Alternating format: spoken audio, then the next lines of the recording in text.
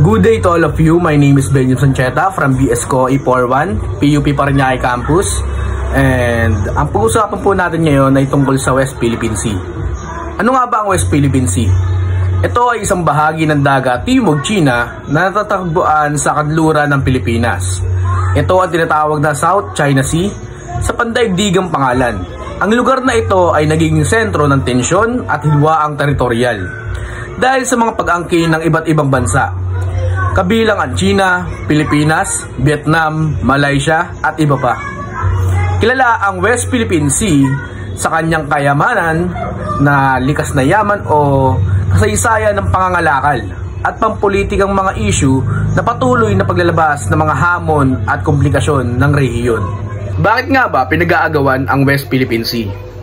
Ang pag-angkin ng iba't ibang bansa, lalo na ang China, sa mga bahagi ng West Philippine Sea ay nagdudulot ng hidwaang teritorial at diplomatiko na alitan.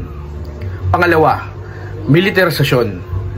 Ang pagtatayo ng China ng mga infrastruktura, kabilang ang mga posibilidad ng militar sa mga isla at bahagi ng nagpapataas ng antas ng militarisasyon ng lugar na nagdudulot ng pangamba sa seguridad at kapayapaan sa Pilipinas. At ang pangatlo, resorsya o yamang dagat. Ang kaguluhan sa pagitan ng mga bansa ukol sa mga likas yaman ng West Philippine Sea tulad ng isda at langis ay nagbibigay daan sa hidwaan ukol sa ekonomiya at kalakalan. Hindi lamang ito ay may epekto sa politika, kundi pati na rin sa kalikasan. Ang labanang ito ay maaari magkaroon ng negatibong impluwensya sa ekonomista ng karagatan at iba pang mga aspeto ng kalikasan sa rehiyon. Isa na rin dito ang diplomasya at pagsusumikap na solusyon. Ang hindi pagkakasunod-sunod ng mga usapin at kawalan ng malinaw na resolusyon ay nagpapahirap sa diplomasya na maaaring humantong sa mas mataas na antas ng tensyon at hindi pagkakaintindihan. Ang militarisasyon ng China sa Pilipinas, lalo na sa konteksto ng West Philippine Sea, ay nagdudulot ng malalim na alalahanin sa larangan ng pampolitika. Ito ay kaugnay sa pagtatatag ng China ng mga pasilidad at ekstruktura sa mga bahagi ng West Philippine Sea na inaangkin ng Pilipinas. Ang ganitong hakbang ay nagbibigay ng tensyon sa relasyon ng dalawang bansa at nagbubunga ng internasyonal na pangangambag dahil sa hindi pagkakasundo sa mga teritorial na usapin. Ano-ano nga ba ang nakukuha sa West Philippine Sea at bakit nga ba ito talaga'y pinag-aagawan? Ang lugar ay mayaman sa likas na yaman tulad ng isda, alimango at iba pang karagatan sa maaaring magsilbing pangunahin o sorsya ng kita para sa mga mangingisda at komunidad na nakatira malapit sa baybayin. Pangalawa, malaki ang potensyal ng West Philippine Sea na mayroon mga yaman tulad ng langis at natural gas. Ang tamang pangangasiwa sa mga ito ay maaaring magdulot ng ekonomikong pang-udlad.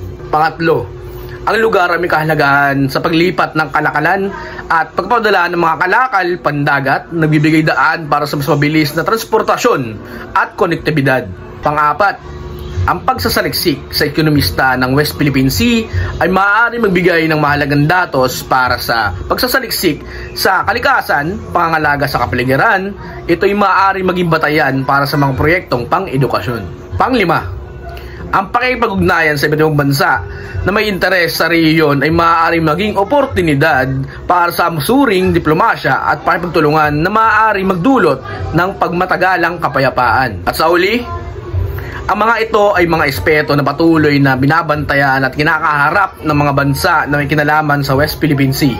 Mahalaga lamang na pagpapalaga sa diplomasya, pag-uusap at pangkalahatang kooperasyon upang mahanap ang makatarungan at pangmatagalang solusyon sa mga issue sa lugar.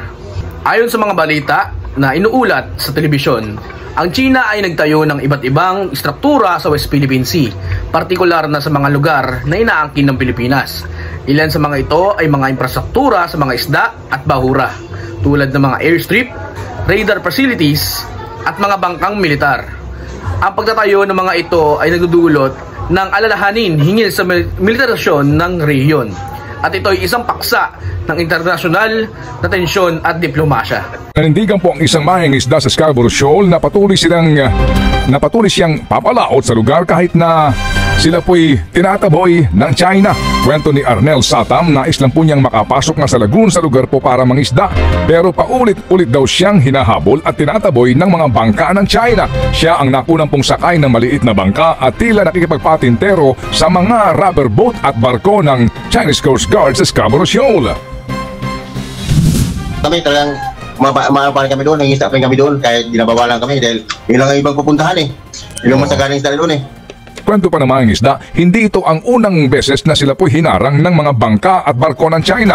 Kanya rin po naranasan na mabomba ng water cannon tulad ng ginawa sa supply ship ng Pilipinas noong 1 buwan. Giit pa ni Satam, lagi silang nakikipag-ugnayan sa Coast Guard para po ipaalam kung nasaan sila. Matagal na yung water cannon kami noong nakaraan, mga 3 taon na siguro nangyayari. Talagang binira kami ng water cannon. Paligwa pa kami sa buong bangkay. Talagang yung sinampay namin, tagang talsikan.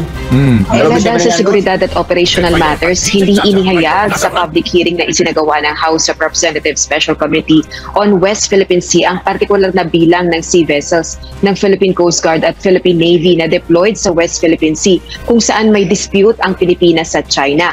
Bagkos, dinitali ito sa executive session ng House panel.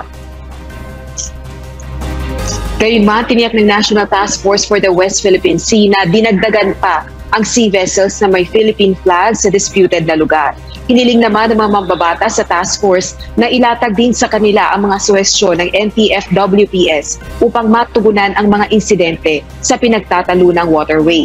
Sa gitna ito ng matinding deployment ng Chinese militia vessels sa lugar kamakailan at pangambang umigting din ang mga insidente roon.